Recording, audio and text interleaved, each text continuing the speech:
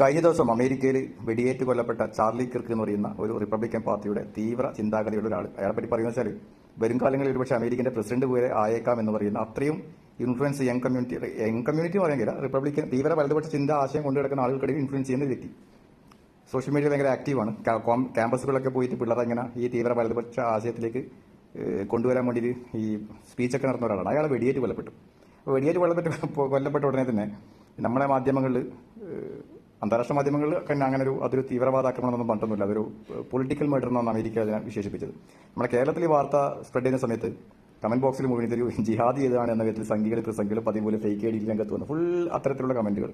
ഇന്ന് ഈ കിർക്കന കൊന്ന വ്യക്തിനെ പോലീസ് FBI ഫോട്ടോ പുറത്തുവിട്ടിട്ടുണ്ട്. ഒരു ടൈലർ റോബിൻസൺ, ഒരു വെള്ളക്കാരൻ പയ്യൻ, കൊച്ചു പയ്യൻ, ഒരു 20-30 വയസ്സിന് താഴെയുള്ള ഒരു പയ്യൻ. ആലോചിക്കുക, ഈ കിർക്കൻ ആരാന്ന് വെച്ചാൽ പറഞ്ഞത്. ഈ കിർക്കൻ എന്ന് പറയുന്നത് അറിയാലോ, ഡൊണാൾഡ് ട്രംപിന്റെ അടുത്ത് അനുയായിയായിട്ടുള്ള ഒരു വ്യക്തിയായിട്ട് പറയപ്പെടുന്നത്. ഈ കിർക്കൻ പ്രസംഗങ്ങളിൽ മുഴുവൻ ഈ അത്യന്തം വിദ്വേഷ മുസ്ലിം വിരുദ്ധത അല്ലെങ്കിൽ കുടിയേറ്റ വിരുദ്ധത ഒക്കെ പറയുന്ന ഒരാളാണ്. ഗാസയിലെ കുട്ടികൾക്ക് ജീവിക്കാൻ പോലും അവർക്ക് അവകാശമില്ല എന്ന വിധത്തിലും ഗാസയിലെ ഇത്രയധികം കുട്ടികളും സ്ത്രീകളും കൊല്ലപ്പെട്ടതിന്റെ ഒരേ ഒരു ഉത്തരവാദി ഹമാസാണെന്നൊക്കെ പറയുന്ന വിടുവായുത്തം വിളിച്ച് ക്യാമ്പസുകളിൽ പോയി പറയുമ്പോൾ അവിടെ ഇത് ചോദ്യം ചെയ്തത് അവിടുത്തെ വെള്ളക്കാരായ ആളുകൾ തന്നെയാണ്, വെള്ളക്കാരായ സ്റ്റുഡൻസ് ഒക്കെ തന്നെയാണ്. ക്രിസ്ത്യാനികളായ വെള്ളക്കാരായ സ്റ്റുഡൻസിന് ഇവനെ നല്ല വിധത്തിൽ ഏറക്കിയിട്ടുണ്ട് തിരിച്ച് ചോദ്യങ്ങൾ വെച്ചിട്ട്. ആ ചോദ്യം ചോദിക്കുന്ന ആൾ ഇവൻ വിളിച്ച് പറയുന്നത് നീ ജിഹാദി അല്ലേ, നീ കമ്മ്യൂണിസ്റ്റ് അല്ലേ എന്നൊക്കെയാണ്. കുറേ വീഡിയോ ഇൻസ്റ്റാഗ്രാമിലൊക്കെ നിങ്ങൾ കണ്ടിട്ടുണ്ടാവും.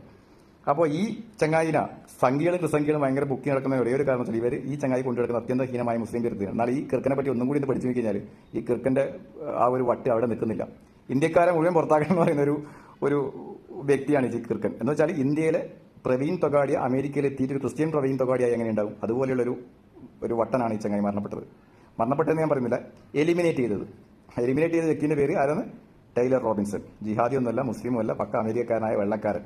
ഇന്റൻഷൻ അറിയില്ല, വരും ദിവസങ്ങളിൽ വരുമായിരിക്കും.